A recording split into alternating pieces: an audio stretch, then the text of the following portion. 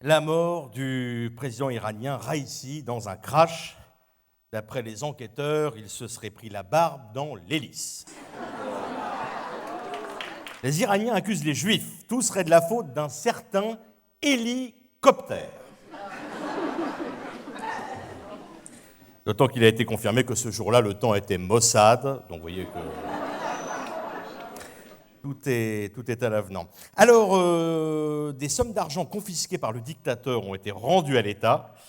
Comme quoi là-bas, d'abord Irak, mais à la fin, Iran. Donc,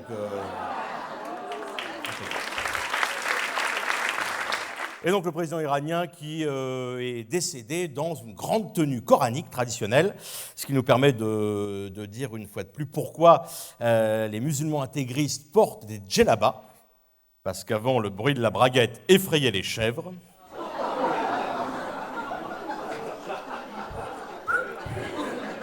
Alors les JO, vous l'avez vu, commencent très bien. Vous avez regardé un peu ça, puisque les syndicats ont annoncé des grèves sur toute leur durée. Pour la première fois, les sponsors officiels des Jeux ne seront pas Nike et Adidas, mais la CGT et Sudrail. Nouveauté française. Mort de Bernard Pivot.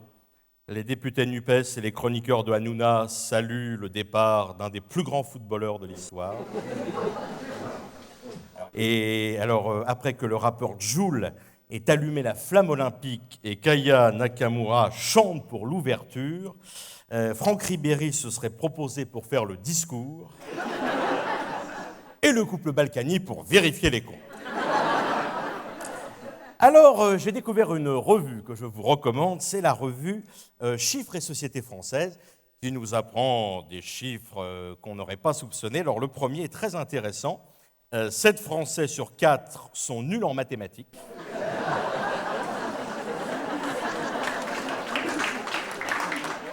Deuxième chiffre, une candidate de télé-réalité sur 2 pense qu'un pinailleur est un mari infidèle.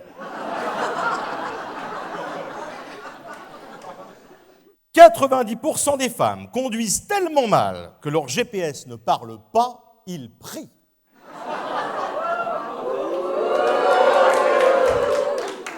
Une majorité de Français déclarent « On aime bien aller boire quelques verres le vendredi soir ».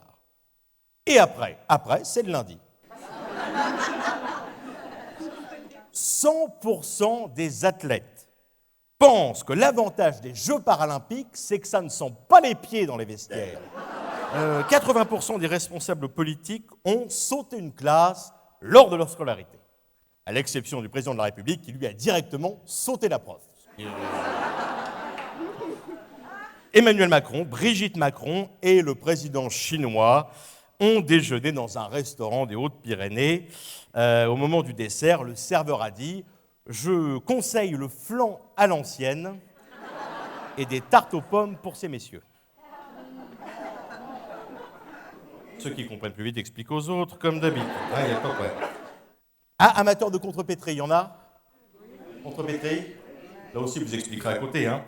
Gabriel Attal a déclaré de son ancien compagnon Stéphane Séjourné « S'il n'est pas bon au Quai d'Orsay, je l'envoie dans la culture. » Car une chose est sûre, la différence entre Emmanuel Macron, Anne Hidalgo et Gabriel Attal et Stéphane Séjourné, c'est que Emmanuel Macron et Anne Hidalgo ont promis de se baigner dans la Seine, tandis que Gabriel Attal et Stéphane Séjourné, c'est certain, ne sortiront pas de leur lit.